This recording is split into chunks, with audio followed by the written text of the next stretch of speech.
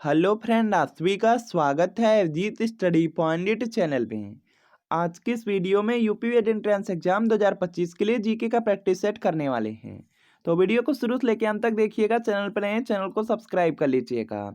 PDF के लिए Abhijeet study point Telegram channel को ज्वाइन कर लीजिएगा। आज की क्लास में यूपी एंट्रेंस एग्जाम के लिए बिल्कुल परीक्षा की तरह 40 प्रश्न करने वाले हैं। और अगर इन 40 प्रश्नों में से सिर्फ आप 20 प्लस प्रश्न बिल्कुल सही कर देते हैं तो आप बीएड एंट्रेंस एग्जाम को काफी अच्छे स्कोर से पास कर सकते हैं। तो आज की क्लास से कितने प्रश्न आपके बिल्कुल सही हुए हैं यह कमेंट आप जरूर कीजिएगा। आज की क्लास में बहुत ज्यादा इंपॉर्टेंट प्रश्न है, बहुत सारे आपके प्रीवियस ईयर क्वेश्चन पेपर से लिए गए प्रश्न हैं। तो आज की क्लास का आपका सबसे पहला प्रश्न है, वर्ष वर्ष 1857 ईस्वी में भारतीय स्वतंत्रता संग्राम में किसने लड़ते हुए वीर गति प्राप्त की थी? तो इसका देखिए आपको यहाँ पे सही जवाब बताना है। जो आपका 1857 था, 1857 में भारतीय स्वतंत्रता संग्राम हुआ था जिसमें लड़ते हुए झांसी की रानी ने वीरगति प्राप्त किया था। तो यहाँ पे डी वाला आपका बिल्कुल राइट आंसर होगा, झांसी की रानी। अगला प्रश्न है कि गांधी जी द्वारा निम्न में से कौन सा समाचार पत्र शुरू किया गया था? तो इसका देखिए आपको यहाँ पे सही जवाब बताना है। तो यहाँ पे इसका राइट आंसर हो जाएगा गांधी जी द्वारा यहाँ पे यंग इंडिया नाम का यहाँ पे समाचार पत्र को शुरू किया गया था। तो यहाँ पे ए वाला आपका राइट आंसर है। अगला प्रश्न है कि भारतीय राष्ट्रीय कांग्रेस के प्रथम अध्यक्ष कौन थे? तो इसका देखिए आपको यहाँ पे सही जवाब बताना है। तो यहाँ पे इसका जो राइट आंसर है यह देखिए हो जाएगा आपका यहाँ पे व्योमेश चंद्र बनर्जी। व्योमेश चंद्र बनर्जी हो जाएगा। तो यहाँ पर आपका ऑप्शन नंबर डी वाला बिल्कुल राइट आंसर होगा। इंपॉर्टेंट है व्योमेश चंद्र बनर्जी। भारतीय राष्ट्रीय कांग्रेस टॉपिक बहुत ज्यादा इंपॉर्टेंट है। भारतीय राष्ट्रीय कांग्रेस की स्थापना 1885 में एओ ह्यूम के द्वारा मुंबई में हुई थी। यह पॉइंट आप लोग याद रखेंगे। और जो भारतीय राष्ट्रीय कांग्रेस है इसके जो प्रथम अध्यक्ष थे वह व्योमेश चंद्र बनर्जी थे। अगर आपसे कभी भी पारसी अध्यक्ष पूछ दिया जाए तो दादा भाई नौरोजी हो जाएंगे। मुस्लिम अध्यक्ष पूछ दिया जाएगा बदरुद्दीन तैयब जी हो जाएंगे। अंग्रेज अध्यक्ष पूछ दिया जाएगा जॉर्जियोल हो जाएंगे। अगला प्रश्न आपका यहाँ पर है, कौन वर्ष 1922 में बनी स्वराज पार्टी के संस्थापक नेता थे? तो इसका देखिए आपको यहाँ पे सही जवाब बताना है। यहाँ पे इसका राइट आंसर हो जाएगा जो स्वराज पार्टी के संस्थापक थे वह मोतीलाल नेहरू थे। तो यहाँ पे बी वाला आपका राइट आंसर होगा। अगला प्रश्न है कि किसने वर्ष 1932 में पाकिस्तान नाम दिया? तो इसका देखिए आपको यहाँ पे सही जवाब बताना है। तो यहाँ पे इसका राइट आंसर हो जाएगा रहमत अली। ऑप्शन नंबर बी वाला बिल्कुल राइट आंसर है। इसके बाद देखिए अगला प्रश्न है कि नमक का जो सर्वाधिक उत्पादक राज्य कौन सा है? तो इसका देखिए आपको यहाँ पे सही जवाब बताना है। जो नमक का सर्वाधिक उत्पादक राज्य है वह गुजरात है। तो यहाँ पर आपका ऑप्शन नंबर डी वाला बिल्कुल राइट आंसर होगा। अगला प्रश्न है कि भारतीय स्वतंत्रता में स्वतंत्रता के अधिकार से संबंधित कौन सा आर्टिकल है या अनुच्छेद है? तो यहाँ पर देखेंगे इसका राइट आंसर हो जाएगा स्वतंत्रता का अधिकार दिया गया है तो यह अनुच्छेद 19 में है। तो यहाँ पे डी वाला आपका बिल्कुल राइट आंसर हो जाएगा। अस्पृश्यता या जो छुआछूत का अंत है वह अनुच्छेद 17 में है। यह भी पॉइंट आपको याद रखना है। आरटीआई कानून किस वर्ष प्रभावित हुआ? तो इसका देखिए आपको यहाँ पे सही जवाब बताना है। जो आरटीआई कानून है यह 2005 ईस्वी में आया था। तो यहाँ पे ए वाला आपका राइट आंसर होगा।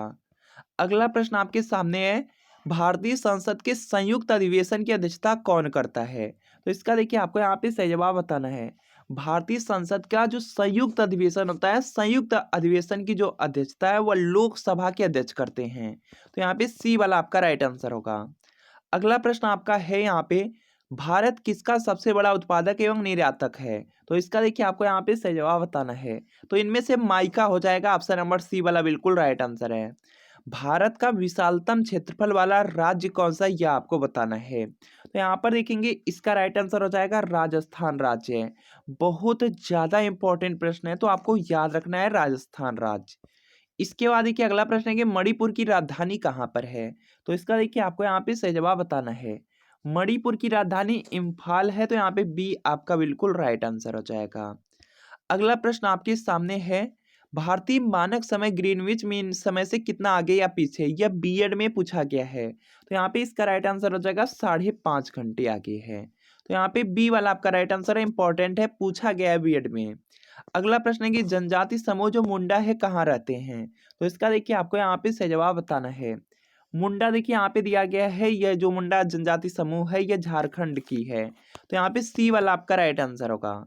श्रीलंका की मुद्रा का नाम क्या है?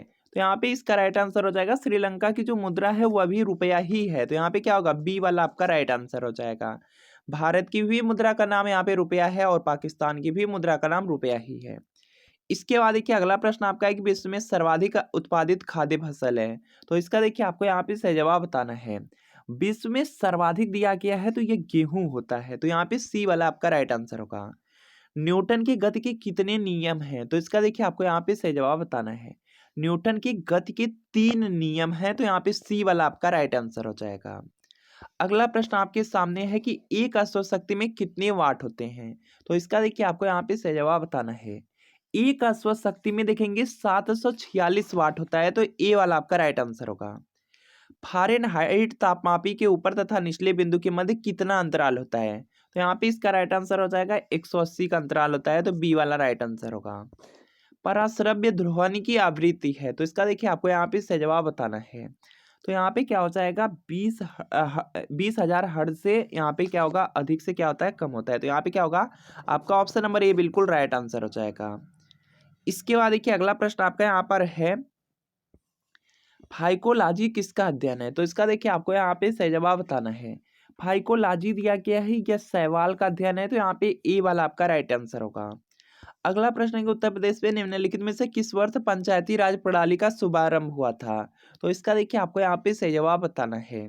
तो यहाँ पर देखेंगे इसका राइट आंसर हो जाएगा 1959 ईस्वी में। ऑप्शन नंबर डी वाला बिल्कुल राइट आंसर है।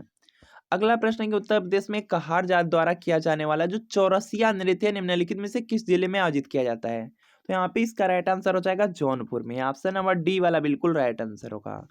उत्तर प्रदेश में निम्नलिखित में से किस क्षेत्र में थारू जनजाति पाई जाती है? तो इसका देखिए आपको यहाँ पे सही जवाब बताना है। उत्तर प्रदेश में जो तराई क्षेत्र है, तराई क्षेत्र में देखेंगे थारू जनजाति पाई जाती है। तो ये बी वाला राइट आंसर होगा।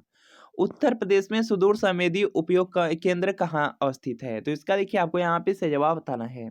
यह लखनऊ में है। तो यहाँ पे डी वाला राइट आंसर होगा। उत्तर प्रदेश में कृषि अनुसंधान परिषद की स्थापना कब की गई? तो यहाँ पे इसका राइट आंसर हो जाएगा 1989 ईस्वी में। सी वाला आपका राइट आंसर है। अगला प्रश्न आपके सामने है कि निम्नलिखित में से किसने इलेक्ट्रॉन का आविष्कार किया था? तो इसका देखिए आपको यहाँ पे सही जवाब बताना है। इलेक्ट्रॉन का जो आविष्कार है जे थॉमसन के द्वारा किया गया था। तो सी वाला आपका राइट आंसर होगा। निम्नलिखित में से कौन सी एक निष्क्रिय गैस है? तो इसका देखिए आपको यहाँ पे सही जवाब बताना है। निष्क्रिय गैस आपसे पूछा गया है तो आर्गन आपकी निष्क्रिय गैस है। तो डी राइट आंसर होगा। निम्नलिखित में से किसको आरबीसी का कब्रिस्तान कहा जाता है?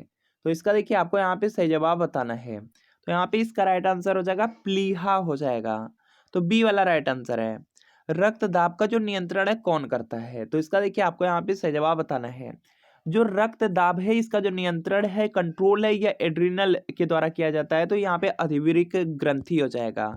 ए वाला राइट आंसर होगा। निम्नलिखित में से कौन सा जीवाणु है जो दही के गठन के लिए उत्तरदायी होता है? तो इसका देखिए आपको यहाँ पे सही जवाब बताना है। तो यहाँ पर इसका जो राइट आंसर है यह देखिए हो जाएगा यहाँ पे दही के गठन के लिए उत्तरदायी है। तो लैक्टोबैसिलस हो जाएगा। सी वाला आपका बिल्कुल राइट आंसर। अगर आप 2025 में यूपी वेट एंट्रेंस एग्जाम को पास करना चाहते हैं तो Chachu publication UP vet entrance exam 2025 के लिए कला वर्ग के लिए बहुत ही महत्वपूर्ण सॉल्व पेपर और प्रैक्टिस सेट लेकर आया है, जिसमें आपको 3900 प्लस यहाँ पे बहुविकल्पी प्रश्न मिलने वाले हैं। 8 साल का आपको सॉल्व पेपर मिलने वाला है। 8 साल के सॉल्व पेपर में आप देखेंगे 2017 से लेकर के 2024 तक के सभी प्रीवियस ईयर पेपर दिए गए हैं।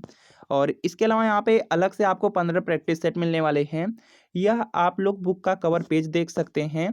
और इस बुक में सबसे पहले आपको यहाँ पे 2024 का प्रीवियस ईयर क्वेश्चन पेपर मिल जाएगा।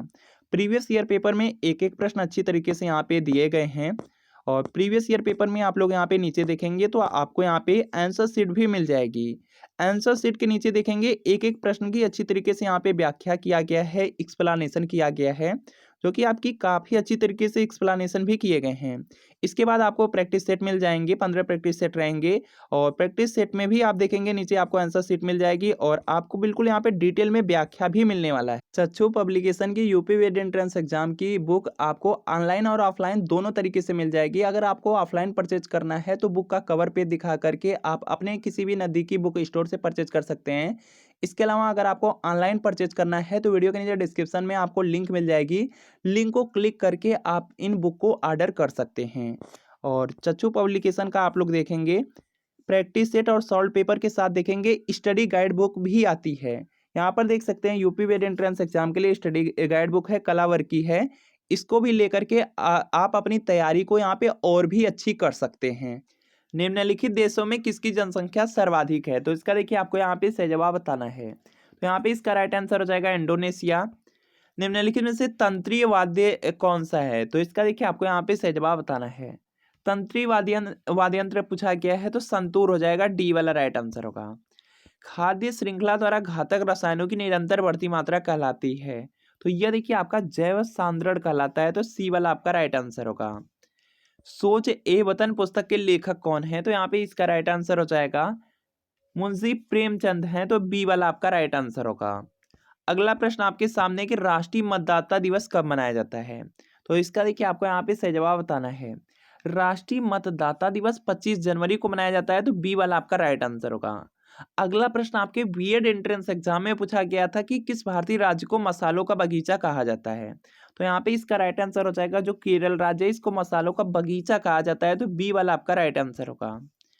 निम्न कार्यक्रमों में से कौन सा 2 अक्टूबर 2019 तक पूरा कर लेने का उद्देश्य रखता है? तो इसका देखिए आपको यहाँ पे सही जवाब बताना है। तो यह स्वच्छ भारत का मिशन रखा गया था, तो यहाँ पे डी वाला राइट आंसर होगा। शुष्क क्षेत्रीय वानिकी अनुसंधान संस्थान है, तो इसका देखिए आपको यहाँ पे सही जवाब बताना है। यह जोधपुर में है और जोधपुर राजस्थान राज्य में है, तो सी वाला राइट आंसर होगा।